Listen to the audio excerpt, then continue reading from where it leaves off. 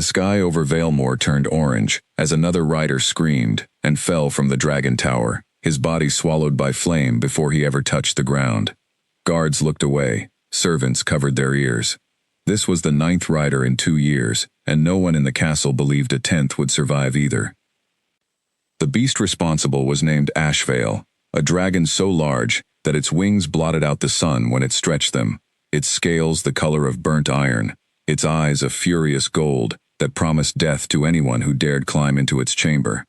It belonged, in name only, to King Alaric Vane, ruler of Valemore, and a man the people called the Alpha King, not because he commanded the dragon, but because he had survived it. He was the only living person Ashvale had never attacked, though even the king kept his distance, watching the beast from behind iron bars, as though it were a storm he could not stop, only endure.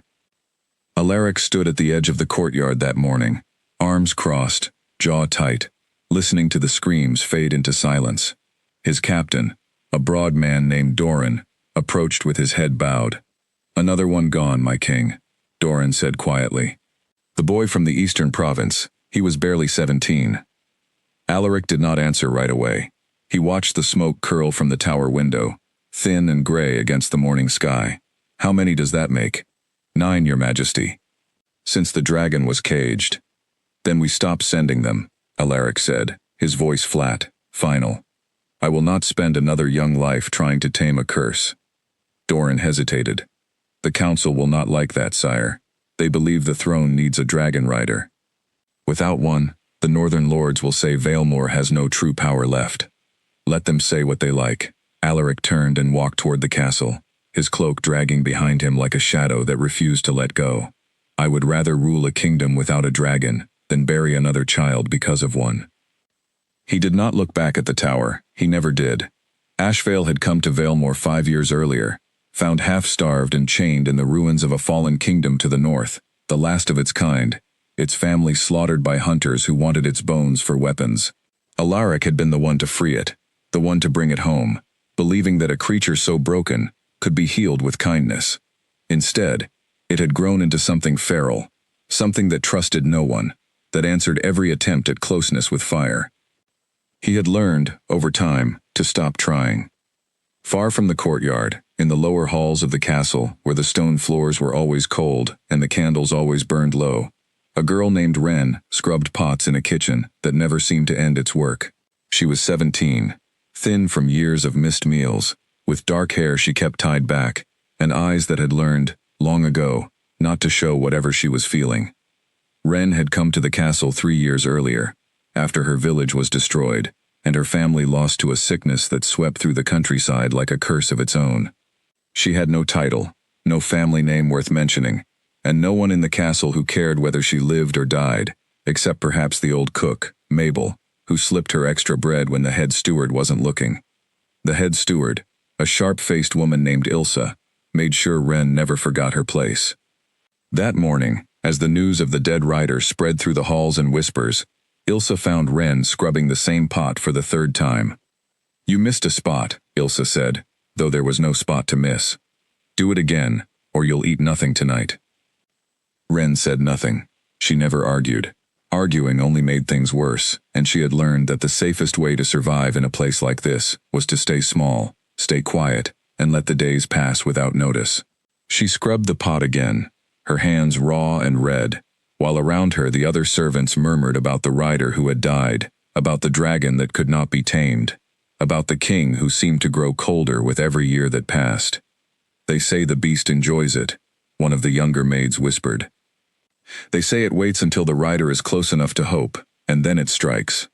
"Hush," Mabel said sharply, glancing toward Wren, though Wren gave no sign she was listening. "That's no way to speak of a suffering creature." But the younger maid was not wrong to be afraid. Everyone in the castle feared the tower at the northern end of the courtyard, the one with the reinforced door and the iron bars thick as a man's arm, the one where Ashvale had been kept since the 6th rider fell. No one went near it unless ordered, and even then, they went with trembling hands and prayers on their lips. That evening, as the sun dipped low and the kitchen fires burned down to embers, Ilsa called Wren aside with a look that made the other servants glance away, grateful it was not them. "The dragon keeper is ill," Ilsa said. Someone must bring the evening feed to the tower before nightfall, or the beast will grow restless and the guards will have no peace tonight. Ren's stomach turned cold. Me?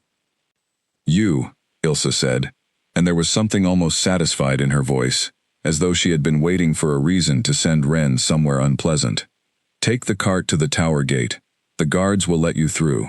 Leave the feed, and come straight back. Do not linger, and do not look the creature in the eye. Ren wanted to refuse. Every instinct told her to refuse. But refusing meant punishment, and punishment in this castle was never gentle.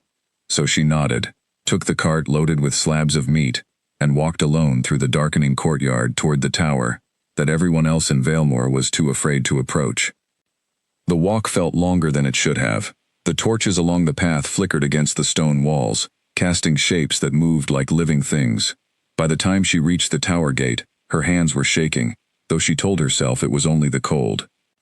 The guards there, 2 men who looked more nervous than she felt, unlocked the outer gate without a word and stepped back, as though the tower itself might reach out and grab them.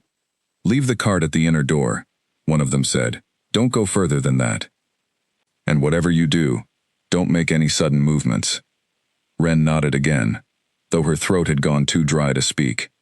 She pushed the cart forward, the wheels creaking over uneven stone, until she reached the heavy iron door that led into the dragon's chamber. She could hear it before she saw it, a low sound like distant thunder, steady and slow, the sound of something enormous breathing in the dark. She should have left the cart there and turned back, exactly as she was told. But the door, old and poorly latched, groaned open under the weight of her hand before she even realized she had pushed it. And there, in the shadows of the tower, chained by its wings to the stone walls, was Ashvale. The dragon's head lifted slowly, its golden eyes catching what little light there was, fixing on the small, trembling girl standing in its doorway. Ren froze. Every story she had ever heard about the beast rushed through her mind at once. Every scream, every warning, every dead rider whose name she had never learned. She braced herself for fire.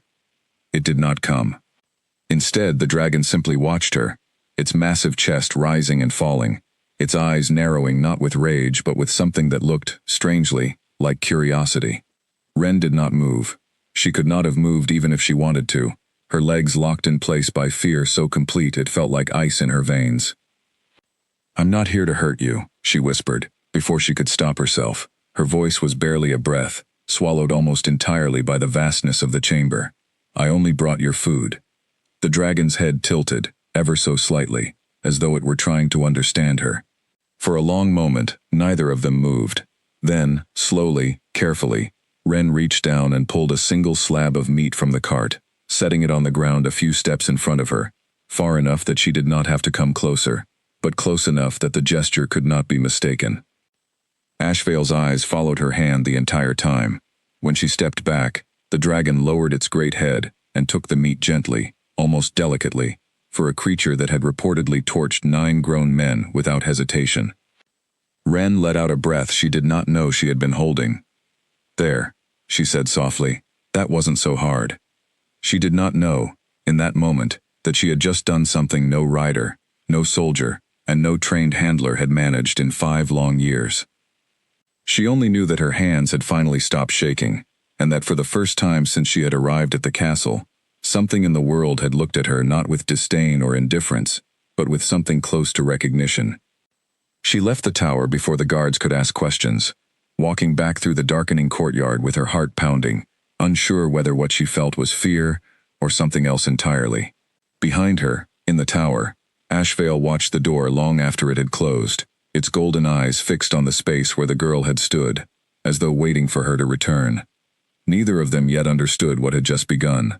But somewhere above the castle, past the smoke and the silence, the wind seemed to shift, carrying with it the first quiet promise that the kingdom's darkest curse was about to change. Ren returned to the kitchen, just as the last candles were being lit, slipping back into her place at the wash basin, as though nothing unusual had happened. Ilsa barely glanced at her, too occupied with a spilled crate of vegetables to notice the strange calm that had settled over the girl who had just walked out of a dragon's chamber alive. That night, Ren lay on her narrow cot in the servants' quarters, staring at the cracked ceiling above her, replaying the moment again and again. She thought of the dragon's eyes, the way they had softened instead of burned, the way it had taken the meat from her hand, as gently as a lamb might take grass from a child's palm. She told herself it meant nothing, that the beast had simply not been hungry enough to attack, that tomorrow, someone else would bring the feed, and everything would return to how it had always been. But some small part of her, a part she had buried deep beneath years of silence and survival, wondered if perhaps the dragon had seen something in her that no one else in the castle had ever bothered to look for. She did not sleep easily that night, but for the first time in a long while, her dreams were not filled with fire and screaming. They were filled with golden eyes, watching her from the dark, patient and strangely gentle, waiting for the morning to come. The next morning, the dragon keeper was still too ill to leave his bed, and Ilsa, annoyed at the inconvenience, ordered Ren to carry the feed again. Ren did not argue. She told herself it was only a task, nothing more, though her heart beat faster than it should have, as she pushed the cart through the courtyard toward the tower. The guards let her through with the same nervous glances as before. This time, when she opened the heavy door, Ashvale was already watching the entrance, its golden eyes waiting, as though it had known she would come. "Good morning," Ren said quietly, surprising herself with the words. She had never spoken to anyone so freely before, not even the kitchen staff she had lived among for 3 years. There was something about the dragon's silence that made her feel safe, as though nothing she said could be twisted into an excuse for punishment. She set the meat down as she had the day before, and again the dragon approached slowly, taking the food with a gentleness that seemed impossible for a creature capable of such destruction. This time, when it finished eating, it did not retreat to the shadows. Instead, it lowered its head, until its massive golden eye was level with Ren's small frame, studying her, as though searching for something hidden beneath her plain servant's dress and tired face. Ren did not step back. She was not sure why, only that something in her told her the dragon meant no harm. "You've been alone a long time too, haven't you?" she whispered, reaching out slowly, giving the creature every chance to pull away. When it did not, her fingers touched the rough scales along its jaw, warm despite the cold stone around them. Ashvale made a low sound in its throat, not a growl, but something closer to a sigh, and for a moment, the enormous chamber felt less like a prison and more like a quiet room shared between two creatures who understood, in their own broken ways, what it meant to be forgotten. She stayed longer than she should have that morning, and though she hurried back to the kitchen with an excuse ready on her lips, Ilsa was too busy to notice the extra minutes. Ren told no one what had happened. She was not sure anyone would believe her, and some part of her wanted to keep this small, strange comfort to herself, untouched by the cruelty that colored everything else in her life. Over the following days, she found reasons to return to the tower, sometimes offering to carry the feed, even when it was not her task, sometimes simply passing near the courtyard when her chores allowed a moment of freedom. Each time, Ashvale greeted her not with fire, but with a stillness that no guard, no rider, and no soldier had ever witnessed. Word of these quiet visits did not stay hidden for long. A stable boy, curious about the girl who walked toward the dragon tower without fear, followed her one afternoon, and watched through a gap in the outer gate, as she sat calmly near the chained beast, speaking softly, her hand resting against its enormous claw. He ran straight to the guards, breathless with disbelief, insisting that the kitchen girl had tamed the king's monster. The guards did not believe him at first, but when Captain Doran heard the story repeated a second time, this time from one of his own men who had seen it with his own eyes, he knew it was something the king needed to see for himself. King Alaric did not believe the story when Doran first brought it to him. He had watched trained soldiers, skilled riders, and even a foreign dragon tamer from across the sea fail to earn so much as a moment of calm from Ashvale. The idea that an unnamed kitchen maid had done what none of them could felt like nothing more than a tale grown taller with each retelling. "You are certain of what you saw," Alaric said, standing in his private hall, arms folded, his expression unreadable. "I saw it with my own eyes, Your Majesty," Doran said. The girl sat beside the beast as calmly as if it were a hound at her feet. It did not so much as growl. Alaric said nothing for a long moment. He thought of the tower, of the 9 graves that bore no bodies, because there had been nothing left to bury, of the years he had spent believing Ashvale was simply too broken to ever trust again. If there was even the smallest chance the story was true, he needed to see it himself. He arrived at the tower late in the afternoon, cloak drawn tight against the wind, his presence enough to send the guards into immediate silence.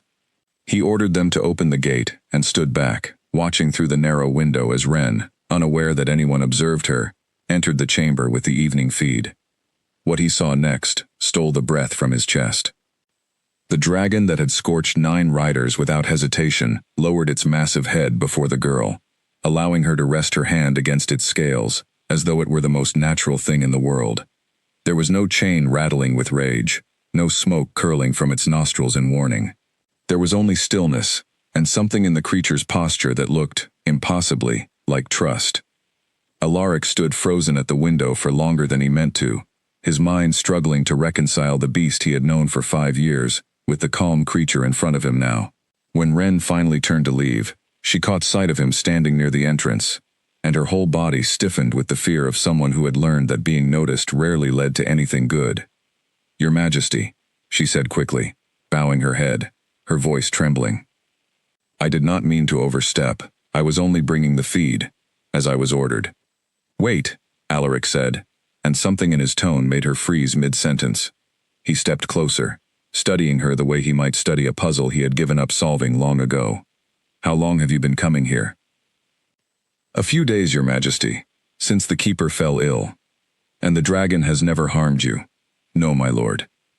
Alaric glanced past her, toward Ashvale, who watched the exchange with golden eyes that seemed, for the first time in years, almost patient.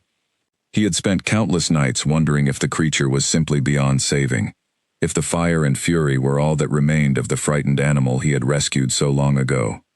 Watching it now, calm beside a girl who had no rank, no training, and clearly no idea of the miracle she had performed, he felt something he had not allowed himself to feel in a very long time. "Hope. You will continue bringing the feed," he said finally, his voice carrying the weight of command, though something in his eyes had softened. "Every day, until further notice. I want to understand what you have done here." Wren opened her mouth to protest, to explain that she was only a kitchen maid, that Ilsa would never allow such a change to her duties, but the king was already turning away, already speaking quietly to Captain Doran about arrangements that would need to be made. She stood alone in the courtyard, uncertain whether she had just been given a gift or a burden, while behind her, Ashvale watched the king leave, with eyes that had not looked away from the girl since the moment she arrived. Ilsa did not take the news well. When Captain Doran arrived at the kitchen the following morning to announce that Wren was being reassigned to the Dragon Tower by order of the king, the steward's face turned a shade of red that made even the older cooks step back. "She is a kitchen girl," Ilsa snapped, as though the words themselves might undo the king's command. "She scrubs pots. She has no place near royal duties." "The order comes from the king himself," Doran said, unmoved. "I suggest you take it up with him, if you wish to argue." Ilsa did not argue with the king, no one did, but she made her displeasure known in smaller ways, cutting Wren's rations before she left, refusing to look at her, muttering to the other servants that the girl had likely bewitched the beast through some trick or trickery no honest person would understand. Wren said nothing in her own defense. She had learned long ago that defending herself only invited more cruelty, and besides, some small part of her welcomed the excuse to leave the kitchen behind for good. Her new days began at dawn, walking to the tower with a satchel of feed, and, increasingly, with nothing more than her own presence, since Ashvale had begun to seem less interested in food, and more interested in simply having her nearby. She spoke to the dragon as she worked, telling it about her village before the sickness came, about the family she had lost, about the years of silence she had endured since. She was not entirely sure why she shared these things with a creature that could not answer her in words, only that something about its stillness, its patience, made her feel heard in a way she had not felt in years. King Alaric began visiting more often than he first intended. He told himself it was only to monitor the situation, to ensure the girl was truly safe, and not simply fortunate. But as the days passed, he found himself lingering longer than necessary, watching from the doorway as Wren moved calmly around a creature that had once made grown soldiers weep with fear. "You are not afraid of him," Alaric said one afternoon, standing at the threshold while Wren brushed dust from Ashvale's enormous foreleg. "I was, at first," Wren admitted, not looking up from her work. "But he has never given me a reason to stay afraid. He only wanted someone to sit with him. I understand that feeling better than most." Alaric considered her words longer than he expected to. He had spent years believing Ashvale's rage was simply its nature, an unfixable wound left by whatever horrors it had witnessed before he found it. He had never once considered that the dragon might simply have been lonely, waiting for someone patient enough to prove that not every hand reaching toward it carried a weapon. "You speak as though you understand loneliness well," he said. Wren's hands paused briefly against the dragon's scales. "Everyone in this castle has a title, my lord, or a family, or a purpose someone gave them. I have none of those things. I learned that the only way to survive was to need very little from anyone, so that no one could take it away from me." The king said nothing for a long moment, struck by how closely her words mirrored feelings he had never spoken aloud to another living soul. He too had learned to need little, to expect little, ever since the crown had settled on his head far too young and far too heavy. He studied the girl in front of him, no longer simply a curiosity who had tamed his dragon, but someone whose quiet strength had begun to feel strangely familiar. "Perhaps," he said finally, "you are not as alone as you believe." Wren looked up at him then, uncertain how to answer a king who spoke to her as though she were more than a servant sent to feed his monster. She said nothing, but something in her chest, long closed off and guarded, shifted just slightly, like a door easing open after years of being sealed shut. News of the tamed dragon spread through Valemore like wildfire, though few outside the castle walls believed it at first. Merchants whispered about it in the markets. Traveling storytellers began weaving it into their tales before the truth had even settled. Within the castle itself, the change was impossible to ignore, for the tower that once echoed with screams now stood quiet, and the king, who had grown distant and unreadable over the years, began to visit the courtyard with a frequency the older staff had never witnessed. Not everyone welcomed the change. Among the king's council sat a nobleman named Lord Corwin Blake, ambitious and calculating, who had long hoped that his own daughter, Lady Miriam Sorrel, might one day be paired with the king through a carefully arranged marriage that would secure his family's influence over the throne. The rise of an unknown kitchen maid, one who had accomplished what trained soldiers and foreign specialists could not, threatened every plan he had spent years constructing. "She is nothing," Corwin said one evening, seated across from Miriam in his private chambers, a glass of wine untouched in his hand.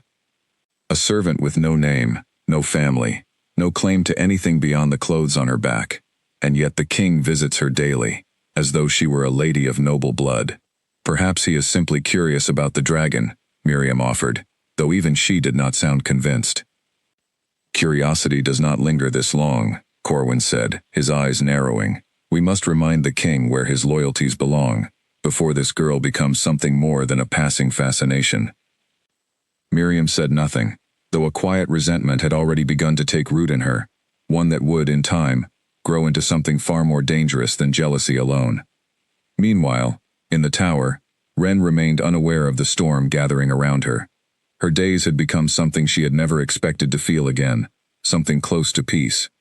Ashvale greeted her each morning with a low rumble that she had come to understand as a kind of welcome, and she spent hours simply sitting beside him, telling him about the small joys she had begun collecting, the way sunlight fell through the tower window in the late afternoon, the taste of the bread Mabel still smuggled to her whenever their paths crossed. The king's visits, too, had become something she looked forward to, though she did not allow herself to name the feeling directly. He no longer stood at the doorway observing from a distance. He sat beside her now, sometimes in silence, sometimes asking questions about her life before the castle, about the family she had lost, about the strength it must have taken to survive alone, in a place that had never once been kind to her. "You never speak of yourself," Wren said one evening, as the sun dipped low behind the tower window. "I have told you nearly everything about my life, and yet I know almost nothing of yours, beyond what the whole kingdom already knows." Alaric was quiet for a long moment, watching Ashvale's steady breathing rather than meeting her eyes. "There is little worth telling. My father died when I was young, and the crown came to me before I was ready to carry it. I learned quickly that trust is a luxury a king cannot always afford. Advisors want influence, Nobles want alliances. Even friendships often carry hidden costs. That sounds lonely, Ren said softly. It is, Alaric admitted, surprising himself with the honesty of the words. I did not realize how lonely, until I began sitting in this tower with you. Ren felt her chest tighten at his words, unsure how to respond to a kindness so unfamiliar it almost frightened her. She had spent years building walls thick enough to survive Ilsa's cruelty, the castle's indifference, the ache of losing everyone she had ever loved. She had not expected a king, of all people, to be the one gentle enough to find the cracks in those walls. I understand that loneliness too, she said finally. Perhaps that is why Ashvale trusts us both. He recognizes something in us that the rest of the world overlooked. Alaric looked at her then, really looked at her, as though seeing her clearly for the first time. Not as a servant, not as a curiosity, but as someone whose quiet resilience had begun to matter to him, in ways he had not anticipated, and was not entirely sure how to name. Word of the king's growing closeness to the Dragon Maid, as the servants had begun calling her, reached Lord Corwin faster than he expected. His informants within the castle, a handful of servants eager for coin or favor, reported that the king now took his evening meals near the tower, more often than in his own hall, and that he had been seen laughing, actually laughing, for the first time in years anyone could remember. Corwin decided the time for patience had ended. He requested an audience with the king under the pretense of discussing the kingdom's northern trade routes, but once seated in the private council chamber, he steered the conversation elsewhere. Your Majesty, he began carefully, the kingdom rejoices at the news of the dragon's taming. It is, without question, a remarkable turn of fortune, but I would be remiss in my duty as your advisor if I did not raise a concern shared by several members of the council.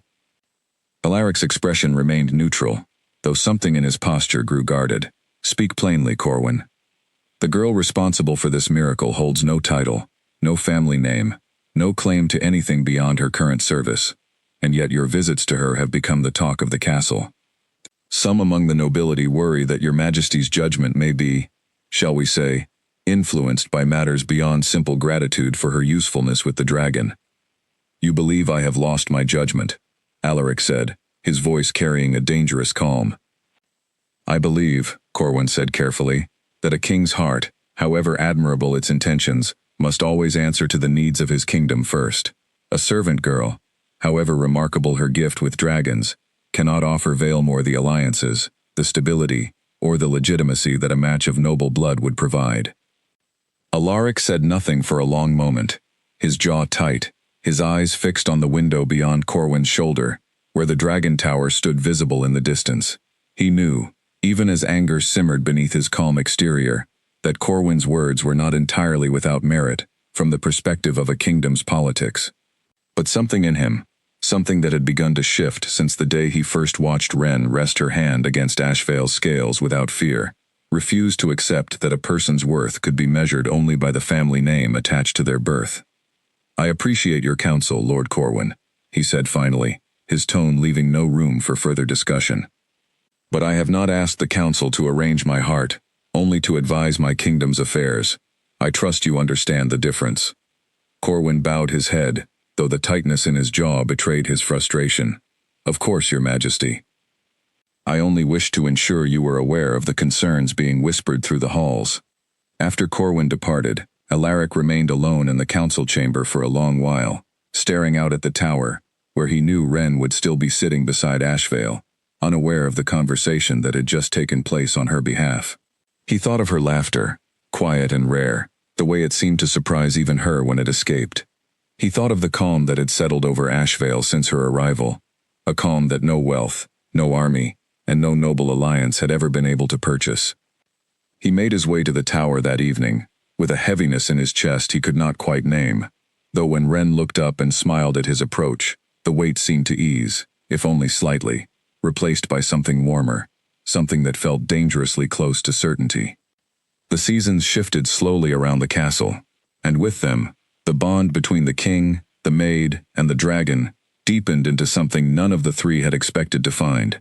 Ashvale, once a creature defined only by rage and grief, had grown calm enough that the guards no longer trembled when they passed near the tower.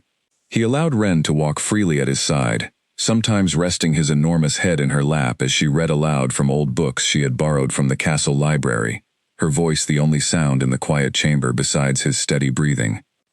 Alaric found himself drawn to that same quiet more and more, until his visits were no longer occasional, but a fixed part of each day, a habit he no longer bothered to disguise as royal duty. He brought her small gifts at first, nothing extravagant, a warmer cloak for the cold tower nights, a bundle of dried herbs Mabel had mentioned Wren enjoyed. Later, the gifts became less practical and more personal, a hand-carved wooden bird, a ribbon the color of the sky at dawn, offered with an awkwardness that seemed almost endearing on a man so accustomed to commanding armies and courts. "You did not need to bring me anything," Wren said one evening, turning the small wooden bird over in her hands, marveling at the careful detail of its feathers. "I know," Alaric admitted. "I wanted to." It was a simple sentence, but it carried a weight that settled between them, unspoken, but understood. Wren had spent so many years believing she deserved nothing beyond survival, that wanting anything more was a foolishness she could not afford. And yet here was a king, kneeling in the dust of a dragon's tower, offering her small kindnesses simply because he wished to see her smile. Their conversations grew longer, drifting from careful politeness into something more honest. Wren told him about the nightmares that still visited her sometimes, memories of the sickness that had taken her family, the guilt she carried for having survived when so many others had not. Alaric told her, in turn, about the weight of the crown he had inherited too young, the isolation of a throne, surrounded by advisors who valued strategy over sincerity, the fear that he might never find someone who saw him as more than the power he held. "You are not only a king to me," Wren said quietly one evening, as Ashvale dozed nearby, his great chest rising and falling in slow, contented breaths. "You are simply Alaric, when we are here." He looked at her then, something soft and unguarded crossing his features, a look few in the kingdom had ever been permitted to see. "And you are simply Wren to me, though the world outside this tower would call you a servant. Here, you are the only person who has ever made me feel like a man, rather than a crown." Neither of them spoke of what these feelings might mean beyond the tower walls, though both understood, in the quiet way that unspoken truths often settle into certainty, that something had grown between them too strong to be dismissed as mere gratitude or curiosity. It was a fragile thing, built in stolen hours and quiet evenings, sheltered from a world that had not yet learned to accept it. But outside the tower, that world had already begun to stir against them, and the peace they had found together would soon be tested by forces neither of them could control. Lord Corwin's patience finally broke the evening he learned, from a servant eager to please him, that the king had been seen holding Wren's hand as they walked together near the tower gardens. He summoned Miriam to his chambers at once, his composure thinner than she had ever seen it. "We cannot allow this to continue," he said, pacing before the fireplace. "If the king binds himself to a nameless servant, every alliance I have spent years building crumbles to nothing. We must act before this foolishness becomes something irreversible. What do you propose?" Miriam asked, though the coldness in her own voice suggested she had already begun considering possibilities of her own. Corwin's plan, when it came together in the following days, was as cruel as it was calculated. He could not simply accuse Wren of manipulating the king without proof, for the council would demand evidence he did not have. Instead, he turned to something far more dangerous, whispering among the nobility that the girl's unnatural control over Ashvale was not a gift, but a curse, that she had used dark magic to bend the beast's will, and, through it, the king's affections as well. The rumor spread quickly through the castle, fed by servants who remembered Ilsa's old bitterness, and nobles who resented a commoner rising so close to the throne. By the time the story reached the king's council, it had grown into something far uglier than its origin, claiming that the girl practiced forbidden arts, that she posed a danger not only to the crown but to the kingdom itself. Alaric dismissed the rumors the moment he heard them, certain of Wren's character in a way that required no further proof.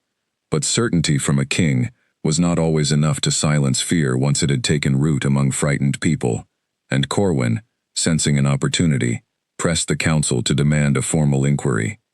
"If the girl is innocent, as your majesty believes," Corwin said during a tense council meeting, "then an inquiry will prove it, and the rumors will be silenced for good. But if we ignore these concerns entirely, The people will believe the crown has something to hide. Alaric knew a trap when he saw one, but refusing outright would only deepen suspicion among a council already uneasy about his growing attachment to a servant girl. Reluctantly, he agreed to allow questioning, though he insisted on being present throughout, determined that no harm would come to Ren while he had any power to prevent it.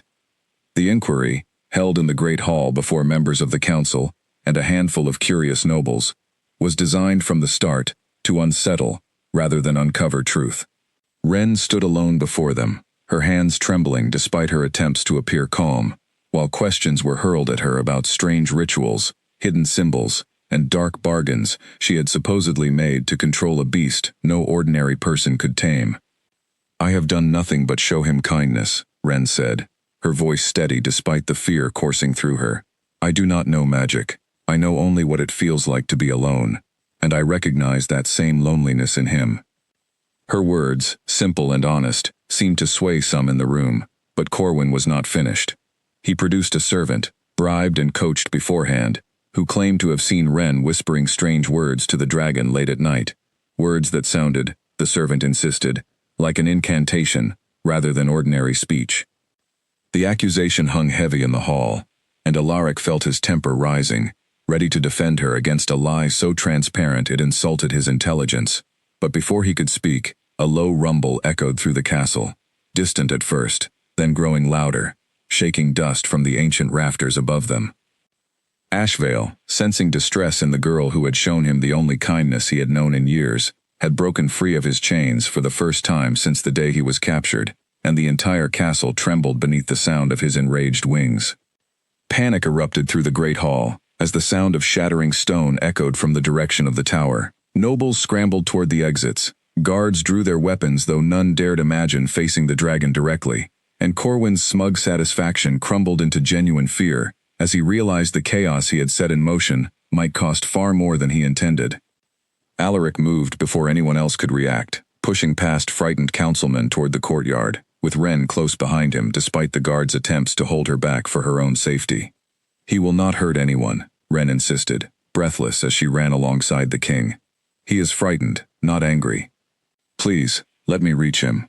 Outside, the sky had darkened with smoke and dust, as Ashvale circled low over the castle, his great wings casting shadows over the frightened crowds below, his roars echoing off the stone walls with a fury that had not been heard since the earliest days of his captivity. Guards raised weapons instinctively, and for a terrible moment, it seemed as though the peace so carefully built over the past months might collapse into violence after all. "Do not attack him," Alaric commanded, his voice carrying across the courtyard with the full authority of a king who would not be disobeyed. "Lower your weapons. All of you." The guards hesitated, torn between fear and obedience, but the king's tone left no room for argument, and slowly, reluctantly, they stepped back. Ren pressed forward into the open courtyard, ignoring the danger of standing beneath a creature powerful enough to level the entire castle if his fury demanded it. She lifted her face toward the circling dragon and called out, her voice steady despite the chaos around her. "Ashvale, I am here. I am safe. Please, come down." For a long, tense moment, nothing changed. The dragon continued circling, his golden eyes scanning the courtyard below with an intensity that made even the bravest guards shrink back. But then, gradually, his wings slowed, his roars quieted into low, uncertain rumbles, and he began to descend, landing heavily in the courtyard with enough force to send dust scattering in every direction. He moved toward Ren immediately, lowering his massive head until it rested gently against her small frame, a gesture so tender it silenced the entire courtyard into stunned disbelief. Ren wrapped her arms around what part of his snout she could reach, whispering words of comfort that no one else could hear, while tears she had not realized she was holding back slid freely down her face. "I am safe," she repeated softly. "You do not need to be afraid anymore." The dragon's trembling slowly eased beneath her touch, his enormous body settling into stillness once more, and the entire courtyard watched in silence as the beast that had scorched 9 riders knelt fully before the broken maid, who had never once treated him as a monster. Alaric approached slowly, his eyes never leaving the 2 figures before him, and when he finally spoke, his voice carried not to the dragon, but to every noble, guard, and servant who had gathered to witness the scene.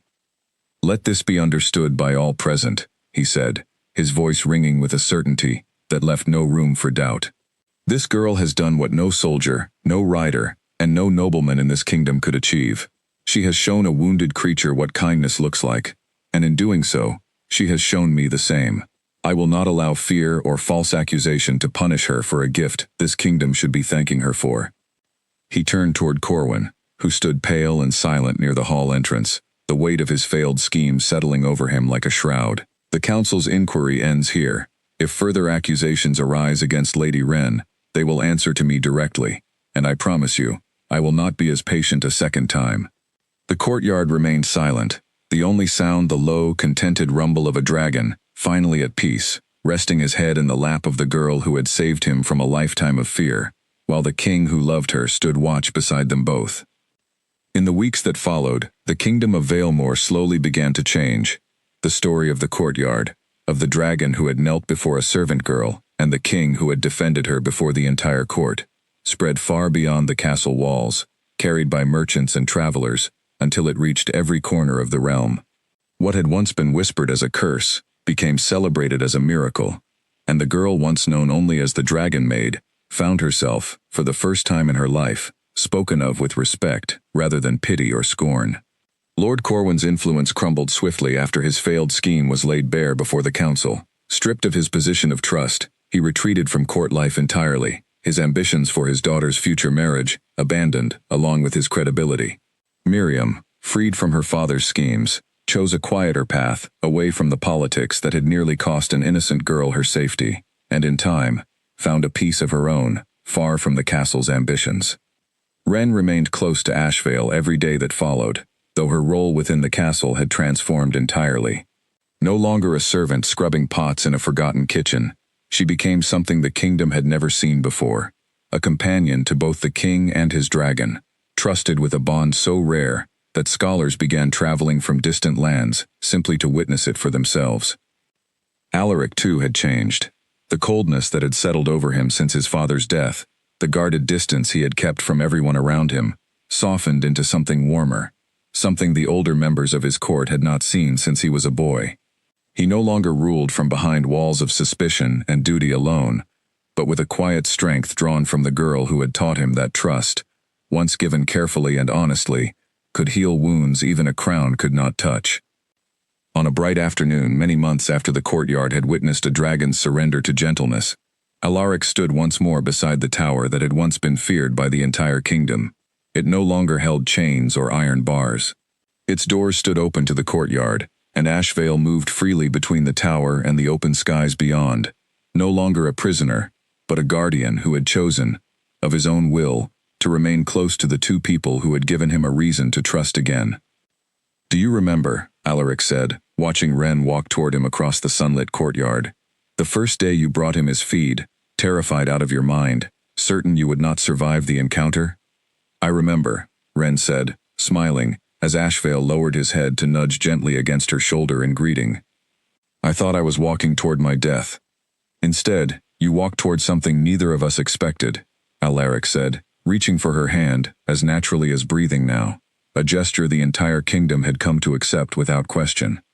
A broken maid who healed a broken beast, and in doing so, healed a king who had forgotten what it meant to hope for anything beyond duty.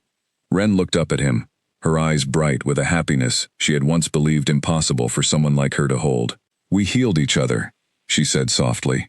"All three of us." Above them, Ashvale stretched his great wings toward the open sky, no longer a symbol of fear and fire, but of loyalty, earned through patience and kindness rather than force. The kingdom that had once buried 9 riders in memory alone now told a different story, one passed from parent to child, of a servant girl who feared nothing, because she had already survived the worst life could offer, and of the king, who learned that true strength was not found in commanding fire, but in earning trust. And so the tower that once echoed with screams stood quiet at last, filled instead with the steady, peaceful breathing of a dragon finally at rest, watched over by a king and the maid who had knelt beside him, not out of duty, but out of love freely given and freely returned.